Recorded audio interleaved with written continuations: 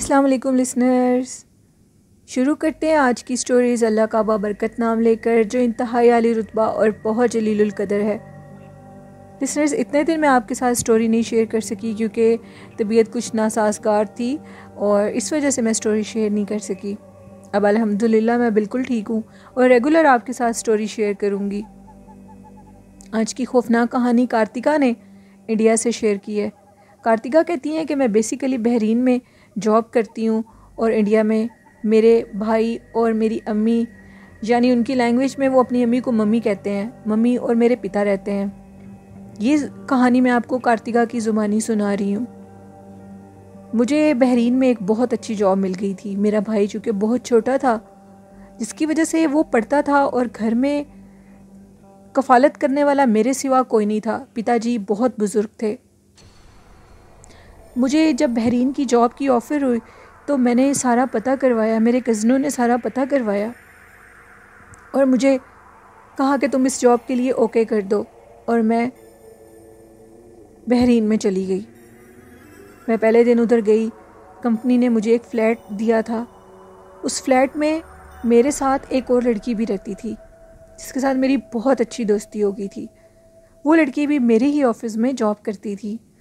हम लोग जिस ऑफ़िस में जॉब करती थी, उधर की जो हेड बॉस थी वो एक लड़की थी जो कि बहुत अच्छी और हमदर्द इंसान थी।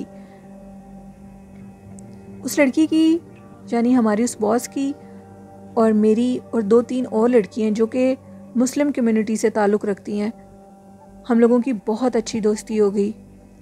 मेरी मम्मी तो बहुत परेशान थी कि आखिर मैं उधर जाऊंगी तो मेरे साथ क्या बनेगा। पहली दफ़ा मैं घर से इस तरह इतनी दूर, वो भी मुल्क से बाहर गई थी।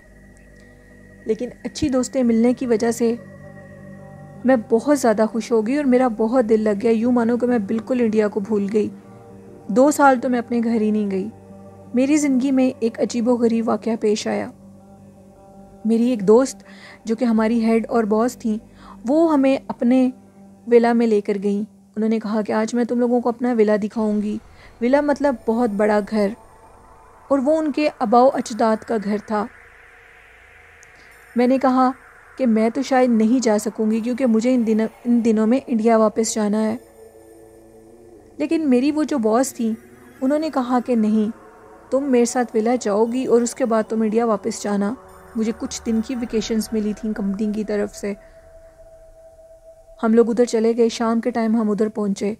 जैसे ही हम विला के दरवाजे के आगे गए तो मेरा सर अजीब सा भारी होने लगा। मेरी आंखें बहुत ज़्यादा पेन करने लगीं। जैसे ही उस विला का दरवाज़ा खुला तो सामने एक बहुत खूबसूरत चमकते हुए पानी वाला स्विमिंग पूल था, जिसमें नीले रंग का पानी मेरी आंखों को छू गया। मैं फ़ौरन गाड़ी से उतरी और उस स्विमिंग पूल के पानी से अपनी आंखों को धोया।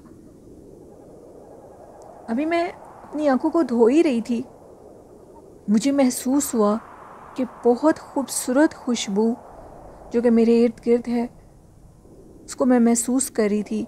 और वो खुशबू आती जाती थी, कभी आ रही थी कभी जा रही थी, वो रुक नहीं पा रही थी। खैर, इतने में पीछे से और फ्रेंड्स भी सारी आ गई। अभी हम लोगों ने कहा था कि हम लोग विला रेस्ट करके देखेंगे। बहुत बड़ा विला था वो, एक बहुत बड़ा घर, जिसमें इंडिया और पाकिस्तानी लोग उसको हवेली टाइप बोलते हैं, यानी बहुत बड़ी जगह। हम लोग शाम का खाना खाने के बाद विला की सैर के लिए निकल पड़े। वो बहुत बड़ा था, हद से ज़्यादा। 3 स्विमिंग पूल थे उस विला के अंदर। इतने इतने बड़े लॉन, इतना खूबसूरत वो माहौल। मुझे अचानक से दोबारा वही खुशबू महसूस हुई। मेरा दिल चाह रहा था कि मैं उसी स्विमिंग पूल की तरफ जाऊं। मुझे कोई चीज़ उधर खींच रही थी, कोई कुव्वत थी, कोई कशिश थी जो कि उधर मुझे जाने पर मजबूर कर रही थी। अब मैं दोबारा अपनी फ्रेंड्स को ये कहकर कि मुझे घर से कॉल आ रही है, मैं उसी स्विमिंग पूल की तरफ चली गई। जैसे ही मैं स्विमिंग पूल के पास गई तो मुझे पीछे से आवाज़ आई, कार्तिका। मैंने पीछे से पलट कर देखा तो एक बहुत खूबसूरत लड़का जो कि पीछे खड़ा हुआ था और मेरी तरफ ही मतवज्जो था। इंतहा से ज़्यादा खूबसूरत लड़का।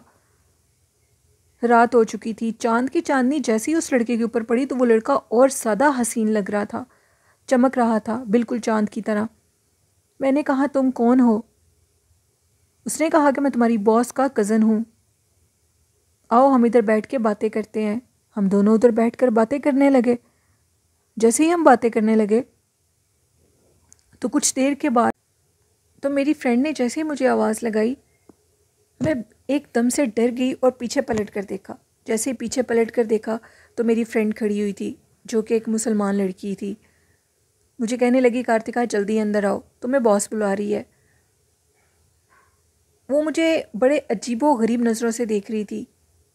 अब मैं डर चुकी थी कि कहीं ये बॉस को जाकर शिकायत ना लगा दे, तो मैं जल्दी से उठी और उसको जाकर ये कहा कि बॉस को मत बताना मैं इधर किसी के साथ बैठी थी। वो हंसने लगी और ये कहने लगी, तुम्हारा दिमाग ठीक है? तुम तो किसी के साथ भी नहीं बैठी, अकेली पागलों की तरह बातें कर रही थी। मैंने कहा, तुम क्या कह रही हो? उसने कहा, मैं बिल्कुल सच कह रही हूँ, तुम तो किसी के साथ भी नहीं बैठी थी। एक दफ़ा मैं फिर बहुत ज़्यादा कंफ्यूज हो गई और अचानक से मेरे मोबाइल पर बेल हुई। वो नंबर बिल्कुल स्ट्रेंजर का था। मैं किसी भी स्ट्रेंजर की कॉल अटेंड नहीं करती थी, लेकिन ये कॉल अटेंड करनी पड़ी मुझे। मैंने जैसी कॉल उठाई तो फिर वही खूबसूरत आवाज़ जो कि थोड़ी देर पहले मेरे पास स्विमिंग पूल पे बैठा था। मेरे पैरों के नीचे से ज़मीन निकल गई और मैंने कहा कि तुम्हें मेरा नंबर किसने दिया है? मैंने अपनी फ्रेंड को कहा कि तुम अंदर जाओ, मैं अभी आती हूँ। वो अंदर चली गई। उसने कहा कि किधर जा रही हो? मुझे छोड़कर कहीं मत जाओ, मैं तुम्हारे अलावा एक मिनट नहीं रह सकता। मैं बहुत ज़्यादा परेशान हो गई और मैंने कहा कि मुझे सच बताओ, तुम्हें मेरा नंबर किसने दिया है? वो मेरी किसी बात का कोई जवाब नहीं दे रहा था और एक ही बात कर रहा था, जल्दी से स्विमिंग पूल के पास आ जाओ। खैर, पहले मैं अंदर गई और मैंने अपनी बॉस की बात सुनी। वो मुझे ये कह रही थी कि स्विमिंग पूल के पास ज़्यादा मत जाना, बस जितना टहलना था टहल लिया, अब बाहर मत जाना। शाम के टाइम हम लोग इधर ज़्यादा बाहर नहीं निकलते क्योंकि इधर बहुत सी बुरी आत्माओं का बसेरा भी है। एक पल के लिए मैं बहुत डर गई और ये कहने लगी कि आपका कज़न भी तो बाहर ही है। वो मुझे कहने लगी कि कौन सा कज़न? मैंने कहा, स्विमिंग पूल पर एक बहुत खूबसूरत लड़का, और ये कह रहा था कि मैं तुम्हारे बॉस का कज़न हूँ। मैं बहुत ज़्यादा उसकी तरफ अजीब से लहजे में देख रही थी, सवालिया नज़रों से देख रही थी कि वो जल्दी से किसी बात का कोई जवाब दे। वो मुझे ये कहने लगी कि मेरा कोई कज़न नहीं है, तुम्हारा दिमाग ख़राब हो चुका है। हमारा ड्राइवर जो कि गेस्ट रूम में बैठा हुआ है, उसके अलावा इस विला में और कोई भी नहीं है, हम 4 लोगों के अलावा। मैंने कहा, मेरा यकीन करें, मैं आपको दिखा सकती हूँ। अभी मुझे उसकी कॉल भी आई है, लेकिन कोई मेरी बात को नहीं मान रहा था। मैंने अपनी उस मुस्लिम दोस्त को कहा कि देखो, तुम्हारे सामने मुझे कॉल आई थी। तो मेरी उस दोस्त ने कहा कि वाकई इसको एक कॉल आई थी, जिसके जवाब में ये कह रही थी कि तुम्हें मेरा नंबर किसने दिया है। अब बात बहुत ज़्यादा आगे बढ़ चुकी थी। मुझे मेरी बॉस ने कहा कि मैंने तुम लोगों से एक बात छुपाई है। हम लोगों के इस विला में एक शैतानी बदरू का बसेरा है। आज से कई हज़ारों साल पहले, जब मेरे परदादा के भी परदादा थे, तो इस विला में हम लोग एक बात सुनते आए हैं कि एक नौकर ने हम लोगों की एक, मतलब जो भी उनकी कज़न थी, जो भी उसकी वो लगती थी, उनकी बॉस की, उसको भगा के ले गया था। जब उनको पकड़ के लाया गया था तो इधर ही उनका कत्ल कर कर इसी विला के अंदर उनकी कब्रें हैं। मैंने कहा कि वो लड़का इंतहा से ज़्यादा खूबसूरत था।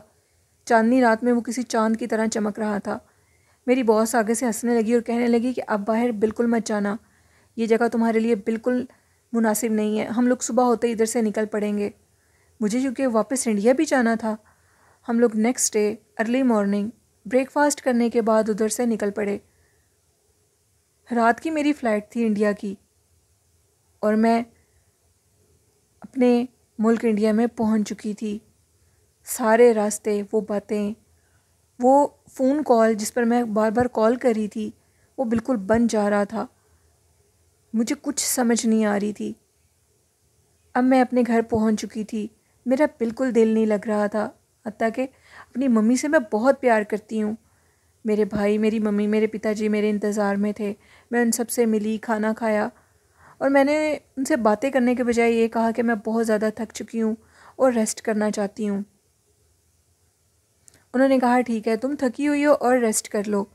मैं अभी रेस्ट करने में मसरूफ़ थी कि अचानक से मेरे मोबाइल पर फिर कॉल आई उसी नंबर से। मैं झट से मोबाइल के ऊपर गिरी और मैंने मोबाइल को उठा लिया। आगे से आने वाली आवाज़ बहुत खूबसूरत उसी की थी और वो मुझे ये कह रहा था कि किधर हो जान, मैं तुम्हारे अलावा नहीं रह सकता, जल्दी से वापस आ जाओ। मैंने मुस्कुरा कर कहा अगर तुम्हें मेरे से इतना ही प्यार है तो तुम मेरे पास आ जाओ। वो मुझे ये कहने लगा अगर तुम कहती हो तो मैं अभी तुम्हारे पास आ जाऊँगा, तो फिर मान जाओगी कि मैं तुमसे प्यार करता हूँ। मैंने मजाकिया लहजे में ये कह दिया कि हाँ मैं मान जाऊँगी। अभी मैं ये लफ्ज़ बोल ही रही थी कि वो मेरी आंखों के सामने आ गया। वो इंतहा से ज़्यादा खूबसूरत था। मेरे पैरों के नीचे से ज़मीन निकल गई। मैंने कहा बताओ तुम कौन हो। वो ये कहने लगा कि मैं एक जिन हूँ और तुमसे बहुत ज़्यादा इश्क करने लगा हूँ। जब से मैंने तुम्हें उधर देखा है तुम्हारी खुशबू ने मुझे पागल कर दिया है। मैं तुम्हारे अलावा एक पल नहीं रह सकता। चलो हम वापस अपने मुल्क में चलते हैं। मैंने कहा मैं अभी वापस नहीं जा सकती, मुझे 1 माह की छुट्टी है। इस पर वो लड़का ये कहने लगा कि मैं तुम्हारे साथ रहूँगा। जब उसने मुझे ये लफ्ज़ बोला कि मैं एक जिन हूँ, ये बात मुझे बिल्कुल भी बुरी और मायूब नहीं लगी, क्योंकि मैं तो उसके शहर में खो चुकी थी। मुझे उससे बहुत ज़्यादा मोहब्बत थी। वो मुझे ये कहने लगा कि तुम्हारी मंगनी हो चुकी है, लेकिन मैं तुम्हें तुम्हारे कज़न के साथ शादी नहीं करने दूँगा, तुम मेरी बीवी बनोगी। उस जिन के इश्क में मैंने अपने कज़न से मंगनी तोड़ दी। मुझे तो नहीं पता था कि वो क्या चीज़ है।